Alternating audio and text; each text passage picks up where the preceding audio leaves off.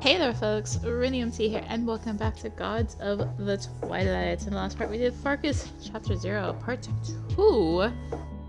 And we're back to Althea. So yeah, last time we were with Althea, we had that cliffhanger of that weird dream thing. But if you have another friend and you mistrust him, but want to benefit from him nonetheless, you should speak to him kindly, flatter him, and repay his treachery with your own. Let's go. I wake up gazing at a tiled ceiling, feeling the stiff yet clean sheets under me. Rubbing my eyes, I sit up, my memories of the past day slowly taking shape as I sort my dreams from reality. Who was that? This person whose eyes I was seeing through in the dream. It was the second night in a row where I've had a dream like that, with such intense and detailed scenes and things that felt familiar, even though I don't know where I could have seen them before. Who was the me who lived as this nun, and who was the me who died on some battlefield the previous night? Neither of these things were quite like remembering a past life as a Norse goddess, and yet now might not be the first time Eden has tried coming into the world as a human. If so, what happened before? More importantly though, what now? These people are expecting me to stop Ragnarok, and now I at least have some vague idea how. Though it'll take some experimentation to make sure those abilities aren't just a dream. Regardless, I can feel the ominous looming future driving me to develop all the skills I can, not just because I might need them to save the world. I almost died to those assassins. Who knows when more of them might come? For me? For my family? For Johannes?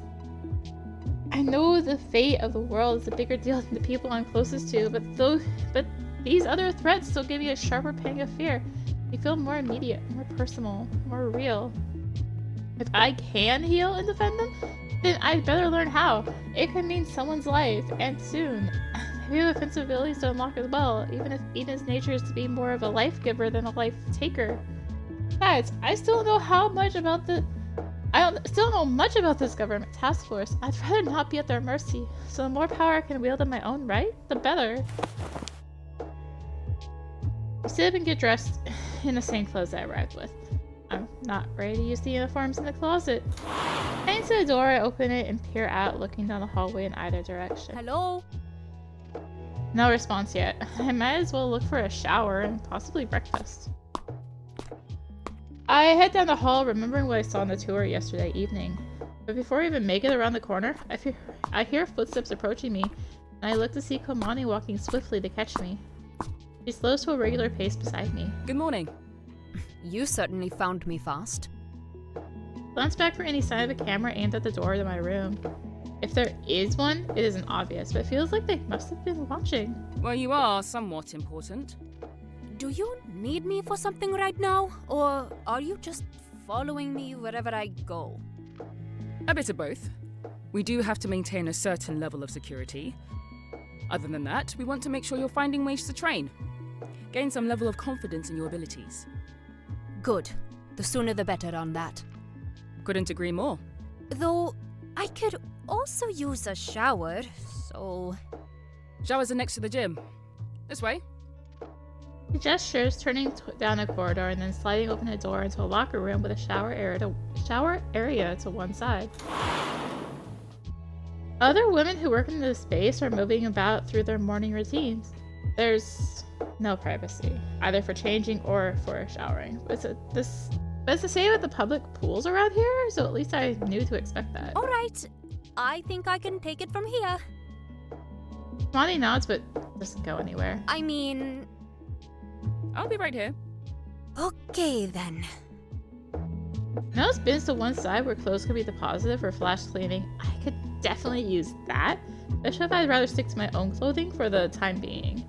I know that no one actually cares about the nakedness, but I'm still not used to this. I look around for whatever towels and soaps are provided and try to be done quickly.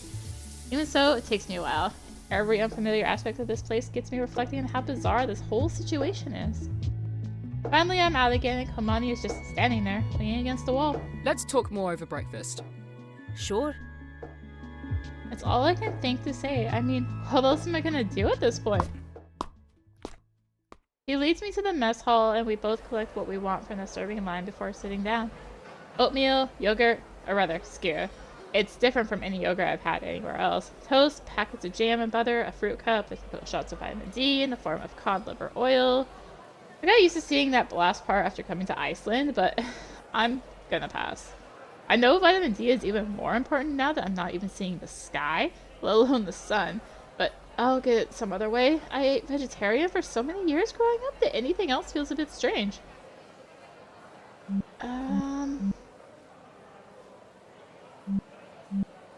What ways to train am I supposed to find? There's no shortage of things for you to mend or heal around here. When you use the box to create a new apple, do you feel anything in particular? I think back to the strange buzz that ran through my body more intensely the second time. I wasn't really controlling that, was I? I'd have to try it again, but I tried to recall the details of last night's dream, and the sensations that came with the energy coursing through me. Not quite the same as with the box, but each feeling is a bit different, but also similar. I still might have some idea what this sort of thing is supposed to feel like.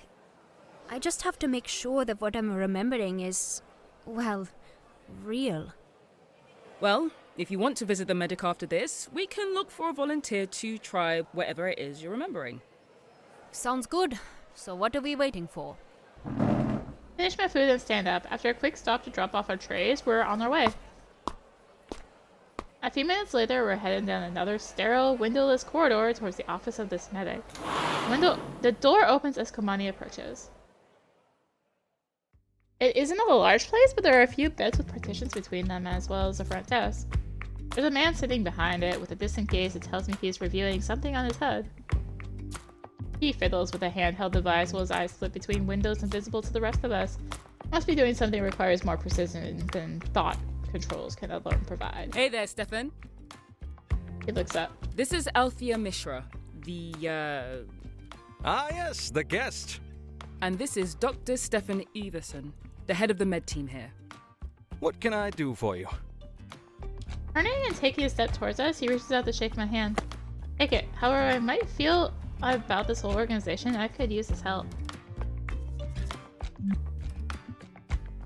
Sounds like you might already know, but who I'm supposed to be then? I was briefed on quite a few strange things for this assignment. But yes, more or less. Then you know there are certain things I'm supposed to be able to do, powers and such. I need a way to practice, and healing or mending things is one thing I need to make sure I can do. So, what exactly would you need in order to try something like this? I mean, if you just need to stand nearby and wave your hands, then no problem. I assume, worst case, nothing happens? He sighs, seemingly uncomfortable, but he shrugs it off. I'm not sure how any of this is supposed to work. I'm just trying to mitigate risks. If what I'm remembering is correct, I might need to at least put my hand close to wherever the trouble is. Well, if the person gives you permission. But try not to touch if you don't have to, so you don't accidentally hurt anyone. We'll have to get you washed up and into some gloves. Is there anyone in here for treatment at the moment? We'll have to get you washed up and into some gloves. As soon as you have a volunteer, that is. My finger slipped and pressed X. Is there anyone in here for treatment at the moment? Nothing terrible, since we aren't exactly in the thick of things. But I can ask if someone would be willing. I nod and he heads back among the medical beds. Hear words exchanged, their voices low and indistinct, and finally he returns. This way. He leads us back to a bed where a young man sits wearing shorts and a sweaty t-shirt with one shoe removed to reveal a swollen foot. Seeing us, his eyes widen and he straightens his posture as if coming to attention. Doctor smiles, raises one hand in a reassuring gesture, signaling the patient to relax. The whole coming to attention thing seems awkward and new to him, but there was a frightened urgency to the movement, afraid of screwing up. Who is he? Another civilian who got pulled into this due to special circumstances? Am I even allowed to know? Yeah, so... I know it's silly, but I was pushing myself too hard. The dumbbell slipped out of my hand and smashed my toes. The doctor was figuring out if anything's broken. I don't know what exactly you do, but I figure I might as well try it if it might mean I can walk on it sooner. We'll see. I can at least promise not to make anything worse. I try to smile reassuringly, despite needing a bit of reassurance myself. Before you get your hands near him, Doctor gestures out of the partitioned area around the bed and directs me to a sink and some disposable gloves. I can't really tell from experience whether this is overkill or just normal protocol, but I do it anyway. Back near the bed, I roll a chair over where the man's feet rest at the end. I'm just going to hold my hands near your injury. I don't plan to put pressure on anything, but let me know if anything hurts. Go for it. I sandwich his foot between my hands, hovering them just barely away from the skin, waiting to see if the feeling from my dream will return. I don't feel powerful, instant magnetism like I did with the sick man in the church, but something does nonetheless seem to build up. Tingling warmth, a feeling of flow like a liquid trickling down my arms out and out of my palms. Glance at the man's face, wondering if he feels anything. His eyes are fixed on my hands, intrigued. Well, at least I can feel your hands are warm. Comment is casual, with a nervousness under it, like he's trying to make a bizarre situation more comfortable. It still feels much less powerful than it did in a dream, though. I wonder if I can do better. Try to relax more and let it flow. Close my eyes, resting my forearms on my thighs, so that my hands can remain on either side of his foot with minimum effort. Breathing in and out, I let my thoughts fade as best I can, letting them drift past and away whenever they pop up. From head to toe, I mentally move through each part of my body in turn, relaxing it, deliberately releasing what tension I can before moving on. As I do this, I can feel my whole body gradually growing warmer, especially my arms and hands. Before long, it's almost as intense as a warm physical liquid rolling down my skin, even through my bones before finally flowing out through my palms. As I keep my hands in place, the light buzzing in my palms also intensifies. Still not quite like the dream, but at least it seems to be doing something. I notice his legs squirming a little. I wonder if he feels it too. I feel like I just need to... He grunts as he stretches and curls the toes of his injured foot, then gasps as there's a pop from one of them. Stares in disbelief, but there's a wide grin on his face. It's like something just went back into place! The doctor looks back and forth between us during this whole process, poised to step in at any moment. And he nearly does when he hears the pop, but stops when he sees the toes bending normally afterward. he wasn't able to move his toes not too long ago. Can you move your hands away so I can see what the swelling looks like? I hesitate. I can feel a steady current coming down my arms and into the injured foot at this point. My instinct is to let it continue. For a moment, I slowly move my hands just a couple centimeters farther away. The skin that had been discolored with bruises is now a more even color. The foot is certainly shaped, well, more like a foot, less puffy than I remember it. I want to take another set of scans to see if anything changed. Would you say you're done, or...? I can still feel it going, but I have no idea how long that might last. If you want to take a scan, then I can pause. He nods and moves in to roll the bed out and over toward the instruments at the end of the med bay. Komani and I wait at his desk while he runs the scans. Returning, he holds out his device to share the results he just reviewed in the privacy of his HUD. I'd found 2 fractures in the original. One of them slightly displaced. Now, it's as if the displaced one has been shifted back together, and the fractures are fused closed. I wouldn't call them good as new, but it's what I'd expect to see after weeks of healing at a natural pace. So am I good to walk then? He's still lying over by the machine, but pushes himself up to see the position. Maybe after several more minutes of this. His attention shifts back to the data, his eyes narrowing with concentration as he continues examining it. I can't help but smile at myself in pride and relief. I really can do this. Days pass, and I continue visiting the medic's office to get what experience I can, but the other ability in the dream, the one I use to protect myself, that proves more elusive. Every day I visit the gym with Komani, and she helps me get sharper with basic self-defense, but I'm on my own to figure out the magic part. For that stuff, all she can do is serve as a target when I'm never able to budge. With healing, the current through my hands flows more easily the more I use it. But this magical barrier? Try everything I can think of, visualizing the result I want, striking dramatic poses. Nothing works. Sometimes I feel something, but it doesn't have any effect. She's able to just keep walking towards me. Damn it, why? Night after night I go to bed having gotten nowhere. Am I even meant to have this ability in this life? If not, then is there something else? I hope not, because this is the only clue I have. I need to do more than just heal, otherwise I'll be at these people's mercy forever. For someone who has powers, I don't feel terribly powerful. More like a tool, or perhaps some sort of work animal. Powerful enough to be useful, but weak enough to be kept on the leash. I should have allies, not handlers. Allies that she chooses. Really? No, what Goddess should do isn't the important thing. Important thing is that it's what I want. I'm not gonna let it stay like this. With a new determination, I write down every detail I can remember from the dream. Start a new meditation routine focused entirely on this and recalling as much as I can and seeking intuition. Review every entry in my dream journal, searching for more clues in older dreams. I know my instincts must be key. In the moments before I used the ability, it felt like I was about to die. But tricking my instincts into thinking I'm truly under attack isn't so easy.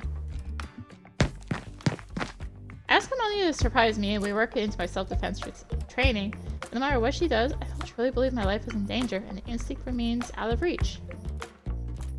I recreate the feeling of mortal terror from my memories, including all the dreams I can remember.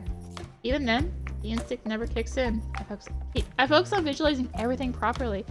Eventually, I find myself too burnt out to keep bringing my mind back from wandering. And then, when I'm exhausted yet relaxed, my mind trailing off into some other realm of imagination, that is when it happens. With my thoughts all but disconnected, my attention completely gone from the physical world, sometimes an incoming movement shoots through me like a jolt. My eyes widen, my arms raise defensively, and out comes a burst of energy. Overthink just one simple thought: go away. And I see her slide back. I did that. Now that I've seen it happen, my confidence grows. The next sessions, I managed to recreate the experience and tap into the feeling more and more easily. First I make her stumble back, then after a couple more days I managed to knock her over. Finally, in the session after that, I actually see her leave the ground. Now that my powers are finally giving me an edge in combat as well as healing, I feel driven to make sure I can protect everyone I care about. My parents, my classmates, Johannes. Right now, there still isn't much I can do to help any of them if they need it. But if I can at least be there the next time some threat appears, I'll make sure nothing can harm them.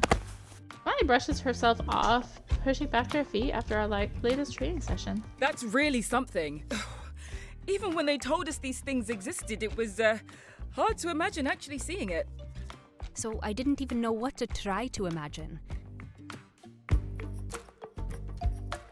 Wait, what? That's really something. So I didn't even know what to try to imagine. It's not pulling the full line. I know, though, I guess without briefings like yours, I'd never heard about it until I saw it, so I didn't even know what to try to imagine. Like missing just part of that voice line. You should find some heavier sparring pads to wear.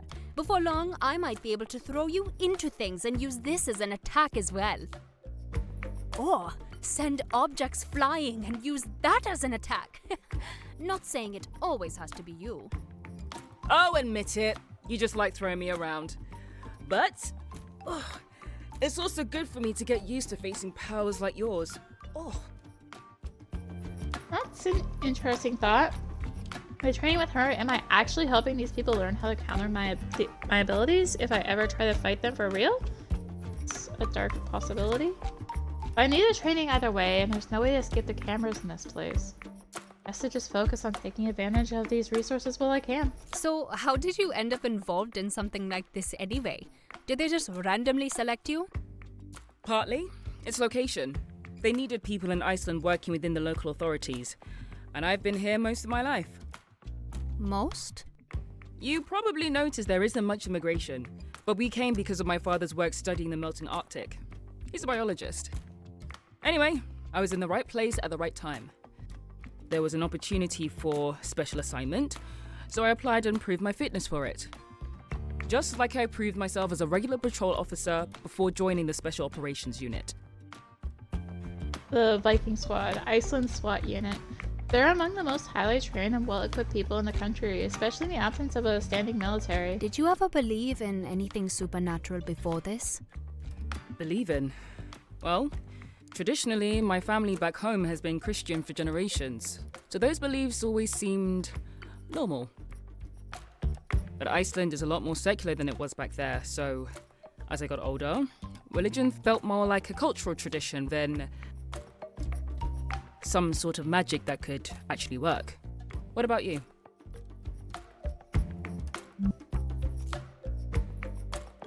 I like studying legends and myths, but that's all I thought they were. I've always been interested in different cultures and their beliefs, but I figured it was all just embellished history and products of the human mind. But that didn't make it any less interesting. It's as if by deciphering what's behind these stories, I can understand more about the real truth of humanity. What we are, what our consciousness is, and what we were in the parts of the past where legends are the only record. Well, we.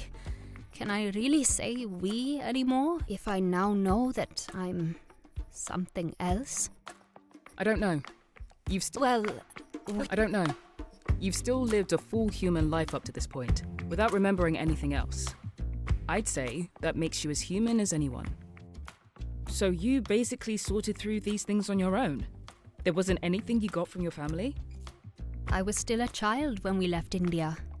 I remember a feeling like it was understood that we are more than our physical bodies, but my parents themselves mostly focused on the material world.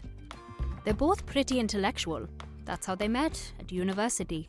For my mom, a lot of Europe is solidly humanist, but in Greece, the Orthodox Church is still a big deal culturally. Some of her family are more conservative than others, and had expectations for whoever she ended up with. My dad grew up with Hinduism, but anything that felt dogmatic always rubbed him the wrong way. I paused, thinking how best to explain his relationship with tradition. So many things are just part of daily life. Even if they might seem spiritual to a Westerner, people still do them if they don't see themselves as particularly religious. Of course, he'll celebrate Diwali like anyone else, but that doesn't mean he thinks the gods literally exist. He just didn't want the older generations to control him. He was a rebel. He had to be, marrying a foreigner. It sounds like there was a real clash between these families. Yeah. Apparently, both families had really strong feelings about how weddings should be done too. I don't know how my parents survived. I remember not understanding why my grandparents on my dad's side were weird around my mom. And vice versa. They were still nice to me though. Your family didn't have disagreements like this? I guess we were more isolated, living here.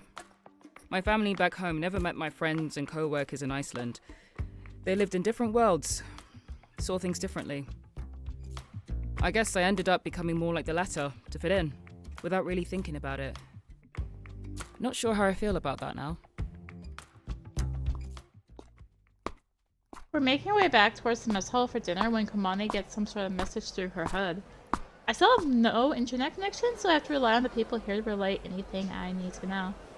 Can't say I don't worry about what I'm missing, but I know I'll just get the same answer about security concerns if I ask to contact anyone. It sounds like there's a call for you. Do you want to stop in a conference room now and take it? A call? Who is it? She shakes her head. All I got was the heads up that they're putting a call through for you. Could it be? And I said talked to my parents since I got here, but apparently they haven't been available. Almost don't dare to get my hopes up. Ever since the director said they're aware of more than you realize, I've had so many questions. Was he implying that they have some connection to him? What are they doing right now? Let's see what this is all about then. We turn down another hallway and head into a meeting room where Komani taps the controls on the surface of the table.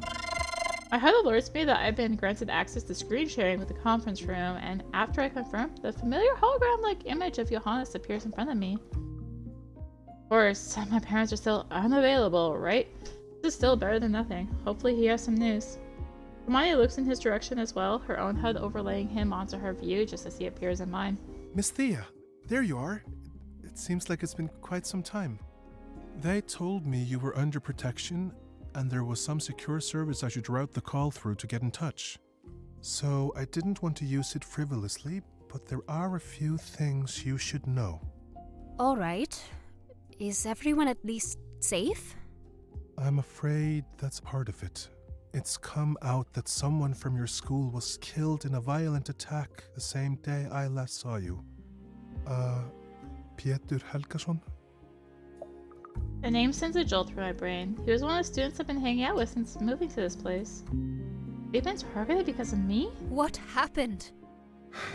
There wasn't a lot of detail. Just an unidentified masked killer who was sighted at the school near the end of the day, but slipped away. There were several of these assassins searching for me that day? You're saying this person just ran in and started killing? No. The reports show the attacker telling everyone to get down and not move while they search for something. Then why? Oh no, of course. Apparently, he didn't stay down. His voice falters as he otherwise does his best to maintain a certain professional courtesy in his phrasing. My mind already leapt to a similar conclusion. Pieta was probably the biggest asshole of the group, but he was the sort of person who would never let himself get pushed around. It was a question of either sitting quietly and waiting for possible execution or trying to do something when the assassin's guard was down. I could totally see him going for it. Even just remembering Pieta being a jerk, as he often was, thinking of him at all now has my insides lurching with a strange and upsetting mix of emotions. I don't think I can claim to have been truly close to him, but damn it. If I didn't know him at all, just knowing someone died because of my path crossed with his, and I did know him. Just imagining his face now, it seems like he must still be just hanging out somewhere like normal. How could it be otherwise? Oh, we were going to be friends. But the reports only listed one victim from my school. That means at least Miranda and Omar must be okay. How are you holding up? I don't know. Do you want to continue? Is there more? I mentioned that your parents had need of me, which was why I couldn't pick you up at the usual time. And once again, I apologize, especially given what you've had to face. He was genuinely guilt-ridden that he wasn't there, but also he's stalling. What is it? Well, it wasn't what I thought. I'd gotten an urgent message to meet them across town, but when I arrived, no one was there. It said they were both together? That would be unusual considering their jobs are in different locations. Apparently not. Though the message wasn't very specific, just brief and urgent enough to be troubling. Since the message appeared to come from your mother's phone, I called her when I couldn't find anyone, and she had no idea what I was talking about. At that point, we were both very concerned about this fraudulent message. It had addressed me specifically and mentioned names. Since it happened at the time I would usually head to your school, she was instantly concerned about you, and I went to look for you. We also both called your phone, but it wouldn't go through. Because by that time I was probably already in this place. There's no reception, or at least none that I'm allowed access to. That's what we eventually learned. But it was panic until your parents were contacted by special forces later that evening, saying you were under protection after an attack.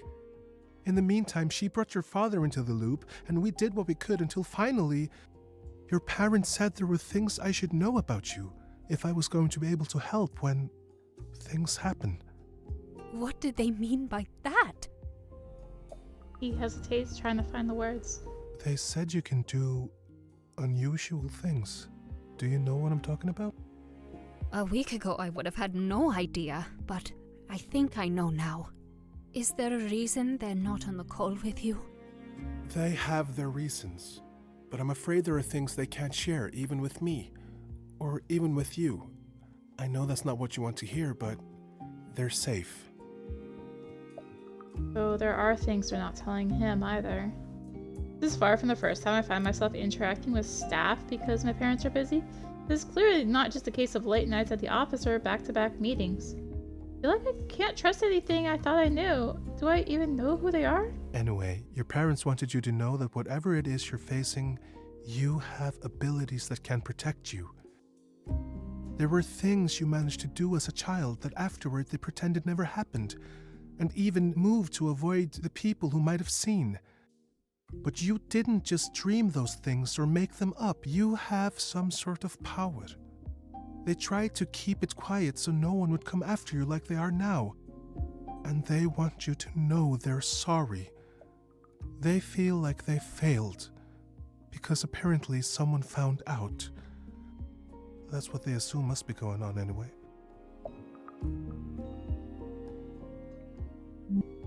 This isn't their fault. They did what they could.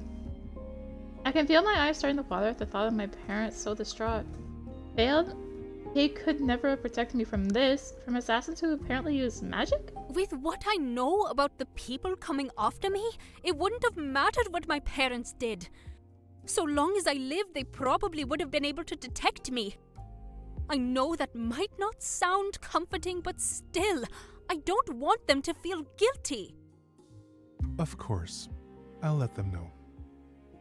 I'd like to let them know myself, but maybe in-person communication is safer for them? What about you, Johannes? Do you believe what they told you about me? What do you make of all this? Well, as long as I've worked for them, I've always known your parents to be very reasonable, rational people. I can't really imagine them buying into anything like ghost stories, alien abductions, paranormal and whatnot, and they don't. And yet they both seemed completely convinced of what they'd seen in you, though they knew how it would sound. I suppose I don't know, but I believe they're both being honest, and that they remain sane and rational. I glance at Kalmani, suddenly wondering how much I can safely share with Johannes. He turns to address him. As strange as the situation may be, we have it well in hand. Who was that? And I suppose that's good to hear. Just another one of the officers assigned to this matter. She avoided giving her name. More security concerns? I realize it's all a bit overwhelming. It's an unusual situation, but we have what we need to resolve it. You can reassure them of that. Again, she avoided confirming or denying anything. I see. Well, that was all I had to share. Are you doing all right? Just dealing with the weirdness of it all. I'm not injured or anything. It's just a lot to think about. What happened and what might happen next. I understand. Whoever is behind all this, they're dangerous people. At least you're away from them now, and you aren't alone. Right. I suppose I shouldn't take up too much of your time, but I'm glad I was able to get through. Yeah, me too. See you again soon, hopefully, when this is resolved. Right. See you again Right. How long will that be? I sort of wish he were here by my side now, so I'd have someone to go through this with. It wouldn't be fair to drag him into it, though. He has a life of his own, after all. Well, talk to you later. Goodbye, Miss Thea. His farewell sounds so final. I hope I'm only imagining that. Maybe it's just my own worries coloring things. Either way, the call ends and we head to the mess hall, going about the rest of our day as usual. The days pass and the supervision on me seems to loosen up slightly, at least superficially. I'm able to walk around where I choose so long as it isn't a restricted area without requiring a dedicated escort. There's still always guards within my view keeping an eye on me, plus security cameras. According to my phone, it's been a couple of weeks since I arrived. It can't connect to the internet, but can still keep time at least. The days feel a bit like running in a hamster wheel. I eat, I sleep, I train, both with and without Kamani. Whether in the med bay, in the gym, or just in my room with the Apple Box, trying to connect with it somehow. With secure line in place now for Johannes to reach me, I've also gotten a couple more updates from the outside. A breath of fresh air after so many days with no way to check in on anyone or anything out there. Apparently just 2 days ago, 3 more students from my school were in an attack. They all survived, but it was no one I knew. Not personally anyway. One was the son of the Verco CEO. I heard about him moving here not long after I did, but it's a big school and we don't share any classes. Maybe the attack was just for money, but I hope assassins searching for me aren't still threatening people. In theory, my parents have secured line to reach me as well, but they haven't. According to Johannes, they're under very thorough security precautions, even more so than he is, and they're very busy. Though I can't say what they're busy with or even where they are when they're not meeting with him. I only speak to him in person now, and he serves as a liaison with the rest of the world, taking deliveries and relaying messages. I don't like how vague the story is, but at least I'm gradually forming a picture of what's going on. Even if they can't speak to me directly, I can at least try to use the secure line to contact them. Never goes through when I try to call, so let's try sending something over text. I need to talk, I tell them. I need to hear their side of the story. Too much has been kept from me for too long. I understand they have their reasons. I know that they were trying to keep me safe. I know they care about me. No matter how much I don't know about them, I still believe that much is true. But I still deserve an explanation. And if they don't get one, I'd rather they tell me. So, directly. After deliberating over the message for a few minutes, I finally send it. And it looks like it went through. Who knows if they'll respond, but at least they should see it. I need to get my mind off this. Maybe a bit of reading will cheer me up? Even without access to external networks, I can at least browse the local network for records that are considered public knowledge. Which is about as much as I could have found on a public search engine, or rather a month-old archive of a public search engine. Parental controls switched on, but it still helps to pass the time. I'm filling in the gaps in my knowledge of Norse myths, especially the ones concerning, well, me, I guess. There isn't much about Eden. Many stories were lost with time, especially since the Norse didn't write much down. They used runes and memorial stones, but stories were passed down orally. Damn, what's this embarrassing story about Eden getting lured out into the middle of nowhere by Loki, only get kidnapped by some giant? All because Loki promised me to him in exchange for Loki's life. And I apparently got turned into a nut so that Loki in bird form could rescue me again? But only after everyone threatened to torture him to death if he did it, since they were dying without the apples. Though it sounds like I'm pretty important, and also a bit pathetic and gullible, if that stuff ever actually happened, and if this is the way it happened and not just someone's distorted version of the story, again, it is active considering how I'm in captivity yet again. Eden is in the custody of a giant, a nun in the custody of a cardinal, and me in the custody of these people. Why do I keep doing this? Is there something from these past lives that I'm still carrying that I still need to work through? I wonder if Loki will rescue me again. Wouldn't that throw the director for a loop? But did I ever trust Loki? The more I think about it, what is Loki's deal? I mean, why is he always doing annoying shit that gets him in trouble with the Aesir, gods of Asgard? It looks like they only put up with him because of some ancient unexplained blood brothers pact between him and Odin. Does he want my attention? Is he insecure because he doesn't feel like he belongs? Does he resent the gods who are more loved than he is? Is he just devoid of empathy and toying with people if he is how he staves off the boredom of existence? Sure, the trickster archetype likes to mix things up, but some of this stuff is sadistic. And I'm saying he because most of the literature does, but looks like Loki also lived as a woman for a time, had children as that woman. In addition to becoming the mother of Odin's horse, Sleipnir, while shapeshifted into a mare, and living by choice as a cow producing milk. So, probably not best not to make assumptions. Like most of these legends, Loki's story is full of gaps. It's hard to tell what the real being might be like. Not that I should just take the word of stories that could have been easily morphed over the centuries anyway. When I finally feel like my eyes and mind are ready for a break from reading, I sit up where I've been lying on my bed looking at my hood. Nice to talk to someone, though the guards all tend to keep their distance. Politely, but still. Let's try and call Johannes. Parents might not have been able to answer a call, but maybe Johannes will. I haven't tried an outgoing call to him yet, so it'll be good to make sure I can get through. Miss Thea, is everything alright?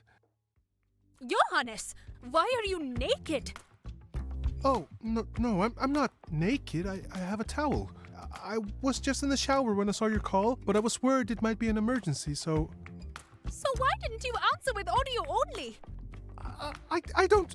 Well, it was a split-second decision. I wasn't really thinking. I apologize. I'll go ahead and switch to audio only.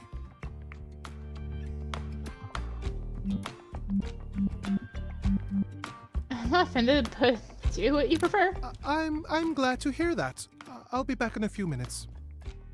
Disappears, switching to call the voice. In the meantime, please tell me, is something wrong? What prompted you to call? Honestly, I just wanted to test the system to see if I can get in touch with you if I need to. I could also use a distraction. Maybe just talk to me for a little bit if you have the time. He reappears in my HUD now, fully dressed. That was fast. What can I say? I pride myself on efficiency. What can I tell you? I'm afraid things haven't been nearly as exciting for me as they have been for you. Out here, it's mostly just waiting and hoping. You know, I don't think I've ever seen you without glasses before today. Actually, I never asked. If you have a hood, why not just get your vision corrected while they were installing it? He smiles gently. Because I don't have a HUD. That's what I use the glasses for. Not to see better. Oh, they still make displays like that? It still works with modern phones? It's a bit of a custom job, but I think it's worth it. Not quite as polished a user experience as a regular HUD, but it's functional. And most importantly, this way, I can take it off. But then, without a HUD and without your glasses, how did you answer? Just using my phone itself, plain and simple. Embarrassed, I shift my weight, planning my words. I should have been obvious. Why did I ask that? Of course. The selfie camera is on the phone anyway. It's just been so long since I had to mess around with the menus on the physical display. So, you put a lot of effort into this custom setup, it sounds like. I guess you feel pretty strongly about being able to take the device off when you're not using it. Well, yes. I like to know that I can choose to have nothing listening to my thoughts sometimes. Not even a device that's supposed to do as I say. It's impossible to know for certain where all the data goes, after all. You're worried someone will use it against you? I'm sure they're already flooded with more lewd daydreams than they know what to do with. If they're listening to anything outside the commands the phone is supposed to respond to. Trail off my confidence, fading as I think. Sure, HUDs are only supposed to register deliberate commands given in specific ways and all other thoughts are ignored. I don't know if it's even possible for the current tech to make sense of other thoughts, but I guess there's always a chance, especially if some elite criminal organization is targeting you, looking for every possible way to track you down or find leverage against you. It's easier to joke about petty worries when one of us isn't being hunted, whereas Johannes has been careful about his data all along. He doesn't rub it in, he just smiles gently and chuckles. If only that were the only thing I had to worry about someone overhearing. Anyway, I'd just like to have control over these things. But why not just have nothing at all?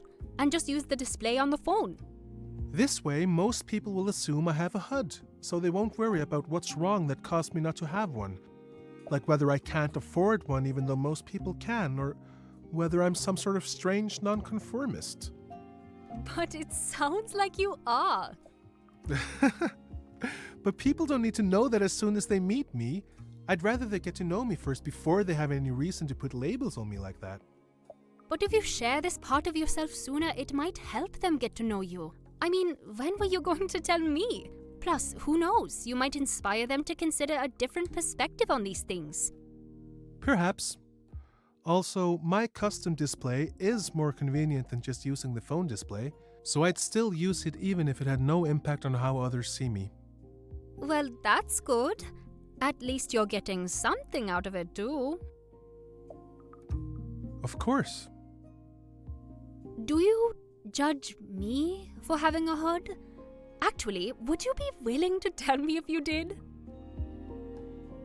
I mean, you were a child when you got it, right?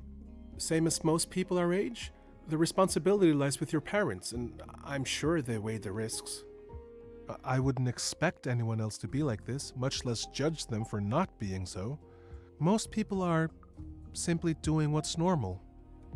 I'd probably be doing the same if things had been slightly different. Oh? Different how? Was there some particular thing that changed your mind? 1984. I know it's a story most people have heard of to the point of becoming a trope, but for whatever reason, the book found me at the right time in my life and struck a chord. I mean, if anyone's going to be branded a thought criminal, then, well... Oh? What sort of thought crimes have you been up to? Like I'm going to share that over the government's own secure line? No, I'm joking. Nothing too terrible or out of the ordinary, I'm sure. I just like to have what privacy I can. What's happening to me right now must really have your Orwellian senses tingling, though. It's embarrassing how quick I was to tease him for being careful. Big Brother might not be some 1940s style dictator. Our data is certainly out there for all kinds of entities to use. Perhaps it should. Though I'm reasonably confident that you're safe where you are. Safer than you would be outside, certainly. And yet, I have very little of your precious privacy. Or freedom, for that matter. That's true. It's always a trade-off between those things, isn't it? But then, what should we do? At this point, it's like the decision's been made for me. I don't know. I'm sorry, I don't have a better answer, but I don't think it will always be like that. There will be points where you have more choice. And when they come, I suppose you'll just have to be clear on what it is you want, and what you're willing to sacrifice for it. Right. And on that cheerful note, I actually should be off. Your parents are expecting me. I'll let them know you called and that you are alright. Thanks. Though, maybe don't tell them about the shower thing. I wouldn't dream of it. Farewell. And with that, he's gone. I paced for a few moments around my room, reflecting on our conversation. I'm considering whether I should go check if the mess hall is still open when there's a knock at my door. Come in. It's time. Time? The arrangements to face Fenrir are in place. We need to head out. My eyes widen. What does that mean? Am I about to face combat? To be in the presence of a legendary creature like that? Am I ready? The memory of the assassin flits through my mind. I'd rather never experience anything like that again. But now I know beyond a doubt that I must be something like the being they're saying I am. That means I have a part to play in all this. On top of that, I want to know. I need to see this Fenrir for myself and learn the truth about Ragnarok. The truth about the world I've been living in, but apparently knew nothing about? Commanding a handful of other Special Forces officers load into a van in a tunnel outside the base. The director doesn't plan to be on site himself, but is in constant communication as he observes the situation from every angle. My cynical side judges him for keeping himself safe from the danger he's sending us into, though my practical side thinks, why shouldn't he? If he were there in person, wouldn't he be able to help any more? Would he be able to help any more than any other officer? Perhaps he's better behind the screen. The van emerges from the tunnel in a different part of the city from where I remember entering and heads across town. Meanwhile, the director speaks to us through our HUDs. You're headed to the private residence of one of our contacts, a beach house on the mainland. I'd preserve his anonymity, but you'll recognize him easily enough. Erik Koskinen, the CEO of Verko Corp. My mind flashes back to Johannes' news about Koskinen's son being involved in an attack. Does it mean it's related? So, if he's been living here in the city, this must be a vacation home. Though, who knows how many homes someone like that might own. He's going to be hosting a few other unique individuals like yourself, who each have roles to play in our efforts. However, not all of them are as up to speed on the situation as you are. We need to be careful about how we introduce people to this information. So avoid speaking to them about Ragnarok or your own true nature. So what can I say about what's going on and why we're there? They all know that there are people after them, that there are threats to be addressed, and we intend to address them. So, similar to the witness protection story. Right. You'll have some time to interact with them while we get everything in place. And of course, being on good terms with them will be helpful moving forward. How long will we have before we do what we came to do? At least a day or two. Both to prepare and to bring everyone up to speed on their roles.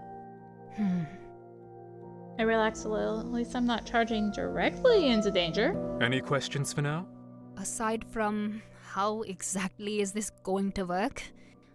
It sounds like that will be explained after we get there. Correct. In that case, I suppose not. Best of luck then. We'll be monitoring the situation if you need assistance. The call ends.